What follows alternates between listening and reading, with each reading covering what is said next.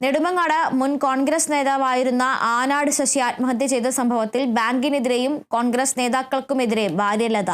കഴിഞ്ഞ മാസമാണ് ആനാട് ശശിയെ അമ്പലമുക്കിലെ വാടക വീട്ടിന് സമീപം ആത്മഹത്യ ചെയ്ത നിലയിൽ കണ്ടെത്തിയത്. ശശി ക്യാൻസർ രോഗത്തിന് ചികിത്സയിലാണെന്നും അതിന്റെ വിഷമത്തിലാണ് ആത്മഹത്യ ചെയ്തതെന്നും പ്രാദേശികമായി ചില നേതാക്കൾ പറഞ്ഞു പരത്തുന്നുണ്ടെന്നും കുടുംബം ആരോപിക്കുന്നു. എന്നാൽ അതല്ല സത്യമെന്നും മുണ്ടേല രാജീവ് ഗാന്ധി സഹകരണ ബാങ്കിൽ പണം നിക്ഷേപിച്ച് അതിൽ കബളിപ്പിക്കപ്പെട്ടതായി മനസ്സിലാക്കിയതാണ് ആത്മഹത്യക്ക് പ്രേരണയായതെന്നും ഇവർ വ്യക്തമാക്കുന്നു. ഓരോന്ന് ക്യാൻസർ ആണ്. ഇത് എന്തിനാണ് ഇങ്ങനെ? ഒരമ്മയും മോളും ഒരു ഭാര്യയും മകളും ഉണ്ടെന്നുള്ളത് ഒരു നിമിഷം ചിന്തിക്കണ്ടേ? ആരായിരുന്നാലും അദ്ദേഹത്തിന് ഇങ്ങനെ ഒരു അസുഖമേ അല്ല.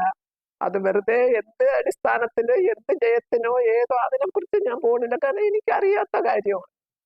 അന്ന് കോൺഗ്രസ് സൊസൈറ്റി ആണല്ലോ അത്. അതിനകത്ത് ഒരുപാട് പേർക്ക് അക്കൗണ്ട് ഉണ്ടെന്നും സൊസൈറ്റിയിൽ നിന്ന് വന്ന് ഇവിടെ ഇരുന്ന കുറച്ച് 3-4 പേര് പറഞ്ഞത് അവിടെ ഒരുപാട് പേർക്ക് ഇതുപോലെ അക്കൗണ്ട് വലിയ അക്കൗണ്ടുകളുണ്ട്. അവരൊക്കെ തിരിച്ചെടുത്തു, എല്ലാരും എടുത്തു. പക്ഷേ ആ ഒരു വലിയ അക്കൗണ്ടിൽ കിട്ടാതെ പോയത് ഈ സാറിനാണ്.